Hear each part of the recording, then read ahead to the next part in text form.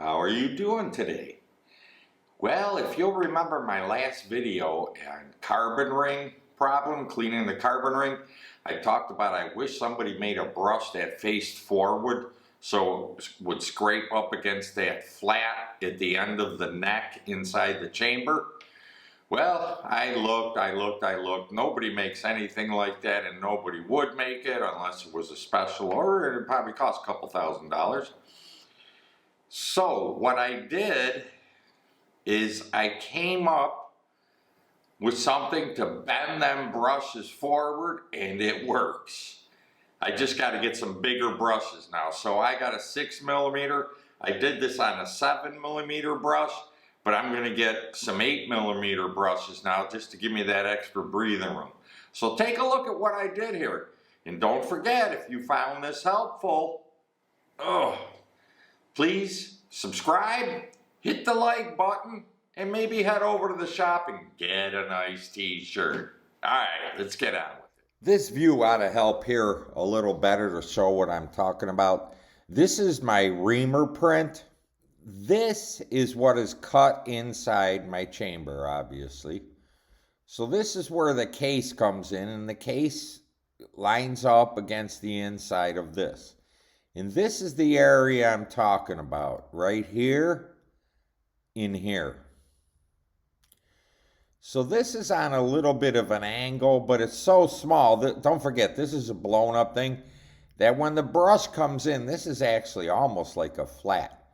So when the brush is in here, it's scrubbing, like in the direction of these arrows, along the side walls. And when it gets to here, the brush is pushed back on an angle. So they're basically just slapping against the side of this, which doesn't really help much. And I remember my last video about the carbon ring clearing, I was saying I wish they made a brush that that the brush is faced forward. You know, so when they come in, they're forward facing and they're hitting up against these two areas and really giving it a good scrub. So this is what I kind of designed here. I could not find any brushes that are made forward facing that would fit inside here, that would go onto a cleaning rod and blah, blah, blah. Just couldn't find it. So I'm still working on it. So this is what I came up with. So here you can see, looking at this brush now, especially up forward, if you look closely, these brushes are actually bent back this way from using it, from pushing it in. So these are bent back. What I'm going to try to do is to get these facing forward. And I thought I could like crush them with pliers or something, but then I thought, hey, maybe just a pair of strippers if I put them around it and pull out on it. So that's what I'm going to be trying to do. And it's actually working. They'll probably only stay this way for one cleaning. So you can see these brushes here, these tips are now facing that way. Facing that way. Which means they'll scrub up against it.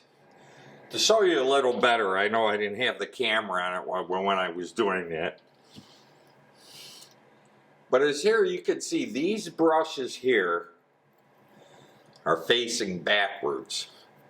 And these brushes up front are now facing forwards, which is what I want them to do.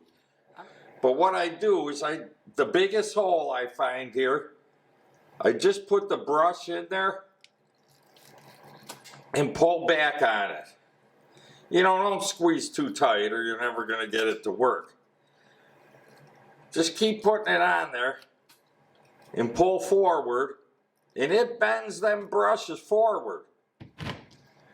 So you can really see the difference.